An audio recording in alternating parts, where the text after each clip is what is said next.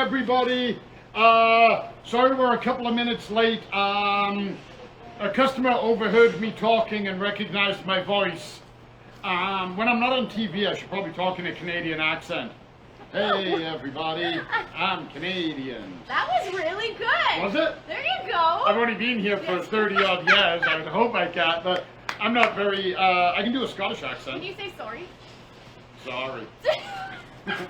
I just say it lower and muted and hope that it works. But yeah, good morning. I hope everybody had a great long weekend. I hope some people got in the garden. Spoiler alert, I still didn't. I could have done some gardening yesterday afternoon, but I went to Cyprus instead and had fun out there. I'll get to my garden. I can do that every night after work.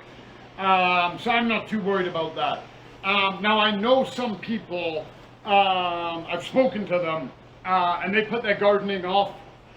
They just want to keep an eye on the weather. They just want to be sure that, there's no frost, it's going to be nicer, moisture, blah, blah, blah. They haven't had time. All of the reasons that life may happen. So what I thought we could quickly discuss today, and if you planted, say you planted yesterday or Sunday, and I mention a tip here, and you're like, well, I didn't do that. They won't have rooted out enough. You'll be able to lift them and fix it. So I thought we could discuss some planting tips, okay? And basically, all we want to do is give you the best chance. This time of year, there's a lot of plants going in the ground. I mean, I'd love to know, maybe one day I'll find out how many plants we sell from here that people plant. Because it's got to be in the tens of thousands. Across Canada, there's millions of plants being planted this month. We throw the farmers in, tens of millions. I don't even want to think about how many plants, because I'd never get the number right. Whatever number somebody said, I'd be like, yup, sounds good.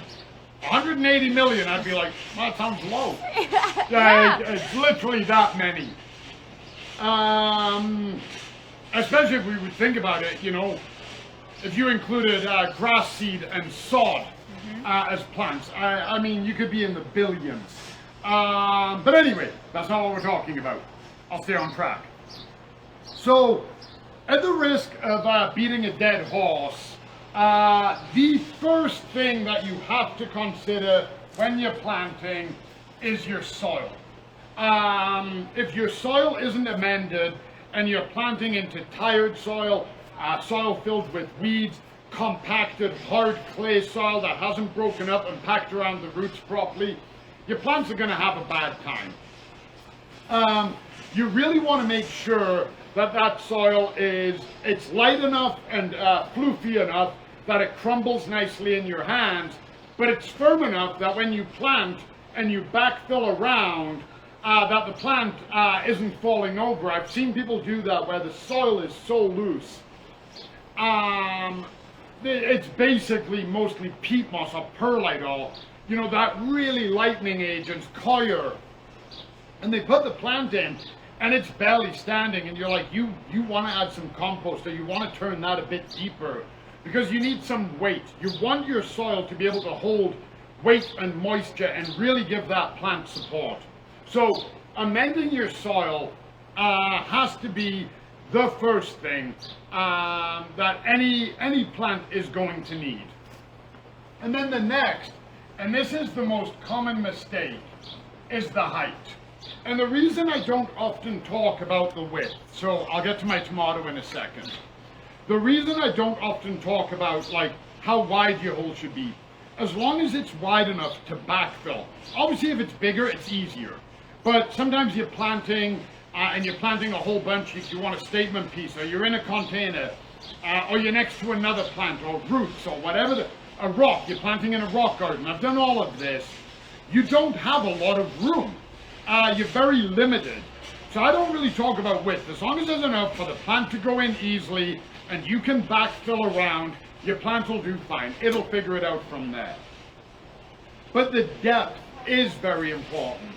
And the most common mistake people make when it comes to their depth is they plant too deep. They either, they've made the hole too deep, they put the plant in and they go, whatever, it'll work. Or the other one, and people have told me this, they go, well, I wanted to make sure the plant had more support, so I went higher up the stem. The plant does not want more support. It is established that height. That's the crown. That's where the gas exchange is happening. So when you plant, and I just grabbed the geranium, nice root ball, roots all the way to the bottom, but you want this so that that is your existing soil level. Okay, that's where you're planting to. You don't want it deeper, you don't want it lower, you want it there, and that's after you firmed it down. So you backfill, you firm it down, it may sink to there. You need to put more. And the soil that you've dug out to make that happen will be enough to backfill. And that's where you want it to be. You don't want to go deep. And if for whatever reason, and it's not great, I don't recommend this, but it does happen. If for whatever reason you're planting and you hit a tree root or a rock, but you really want your plant to be there and you can't go deeper, and you leave it a little high, mulch around it, or put some soil around it, raise the soil up, just cover the roots, not great, not recommended. Ideally you want it at depth. Sometimes it can't be helped. Basically, you want to stop these roots on the top from getting burnt by the sun and drying out. That's why the roots are always covered fully by the pot. It's going to hold the moisture in and it stops those roots from being exposed. So that's what you want to do for depth. I never recommend it on perennials or trees. Annuals, by the time the frost hits it, you're pulling it out the ground anyway, so it's not really going to hurt. So when you're looking at your height, that's what you want to do. And that is, I'm going to say every plant. There are a few things we can cheat. However, a fun trick about your tomato.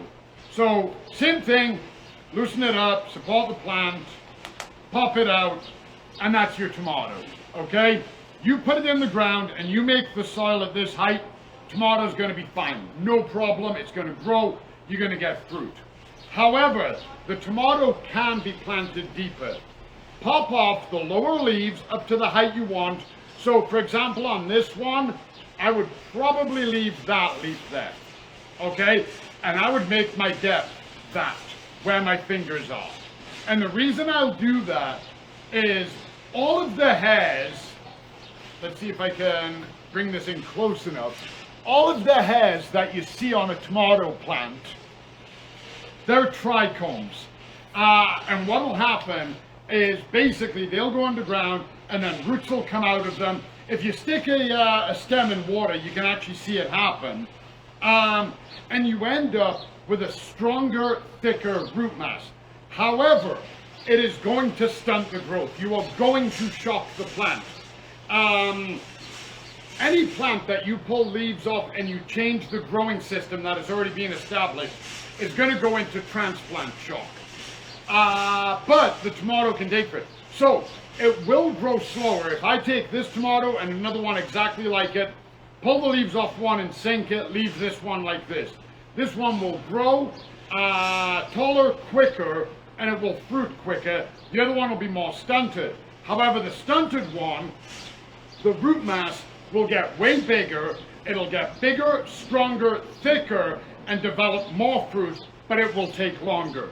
So that's the payoff you have to consider when putting your tomatoes to a different depth. Do you have the time? What I always advise is if you're doing 8 tomatoes, that's what I did last year, that's why the number's in my head. If you're doing 8 tomatoes, stunt 4, do 4 regular. Then you're not harvesting all at the same time, you've broken up your harvest pattern, so you've got 4 that are going to go later, 4 that are going to come earlier, that way you're not wasting tomatoes. Last year I stunted all of mine.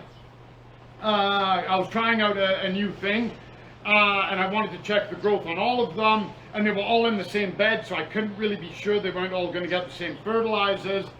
And we ended up in a 3-week span getting 150 pounds of tomatoes.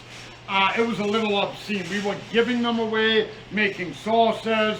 everything we were eating is tomato. Oh, you're having a bowl of cinnamon toast crunch. You want some tomatoes on that? Yum. Yeah. They are a fruit. They were delicious though. Yeah, and putting fruit on your cereal is healthy. There you go. According to like Health Canada or something. I might be making that quote up. The other thing, and they were delicious. I really don't want to, and it wasn't just me, it was the fertilizer I used. Exposure, okay? Other things you can cheat.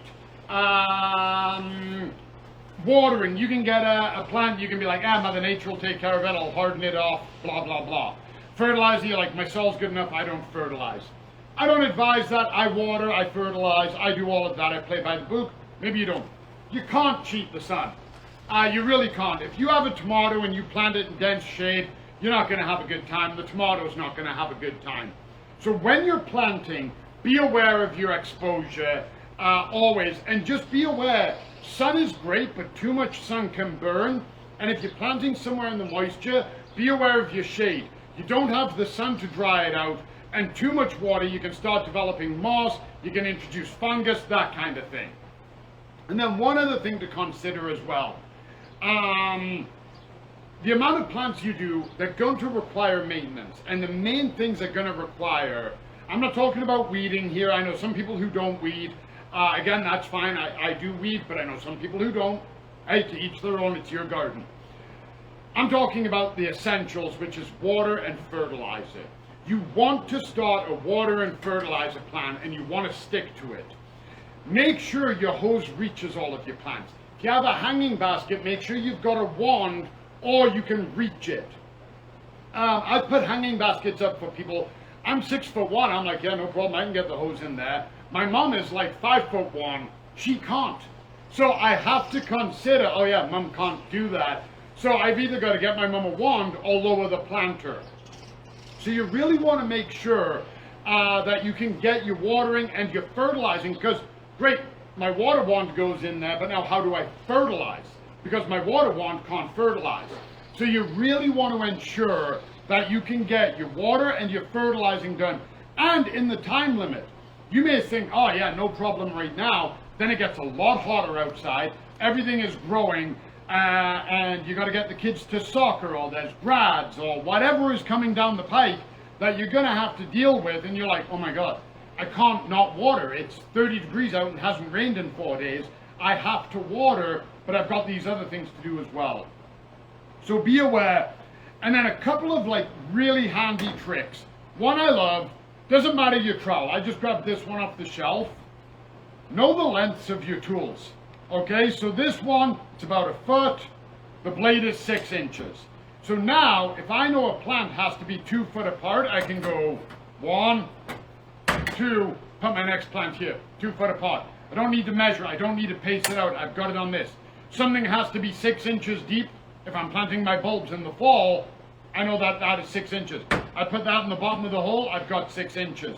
I can also use the blade, when I'm digging my hole, I can lift my plant out, do that, take a measurement with my thumb, that's how deep I want my hole to be.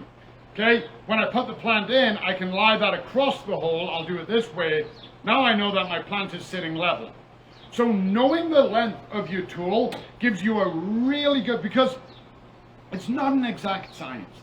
If it says 2 feet apart, it means 2 feet-ish. Okay, so if you've only got 21 inches, yeah, you're gonna be okay. If you go 29 inches, you're gonna be okay. It just means don't plant them right on top of each other. Space them out. So knowing that measurement is great. And then another one, and if you're gonna direct sow your spinach seeds, okay, for example, these ones, 1/2 inch deep, okay? Take a measurement on your finger. So 1 inch right there is my first knuckle, okay? So I know when I look at that, if you probably can't see it, but 1/2 inch is my nail bed. So when I push that seed, once my nail bed gets to soil surface, I'm 1/2 inch deep. So having some handy, quick measurements on your tools and on your hand goes a long way to making life a lot easier when you're planting. And it's just a really good guideline. Again, we're not writing anything in stone. We're not busting out tape measures. But using a tape measure in the garden, you're going to get dust and mud and stuff trapped. it gets inside, your tape measure stops working. So having this, which you know is going to get dirty and it's going to get beat up, but it's always going to be on you, goes a long way. And then the last two things, if you've made a plan, stick to your plan. Don't improvise. Don't suddenly go, oh, I think this tomato will look better here. If you planned it out and you know it should be in the back because of the height, stick with that. And be prepared. Be prepared for it getting very wet, very hot, very dry. Hailstorms, frost. Always have your stuff ready. Nothing sucks more than that hailstorm coming in and you're scrambling to find things. Have them prepared, have them sitting off to the side. When it happens, it's going to be a lot more relief than, oh my God, it's starting to hail. Do we have sheets? Do we have blankets? Where's my frost cover? And trying to find it. So, a couple of tips to get us through, and we'll be looking at some more things this week as it goes on. I hope everybody's having a great time, enjoying the sun, enjoying the garden, and we'll see everybody tomorrow. We have a webinar coming up this week. We'll be on CTV, of course, talking about gardening. We'll see you all soon, okay? Bye, everyone.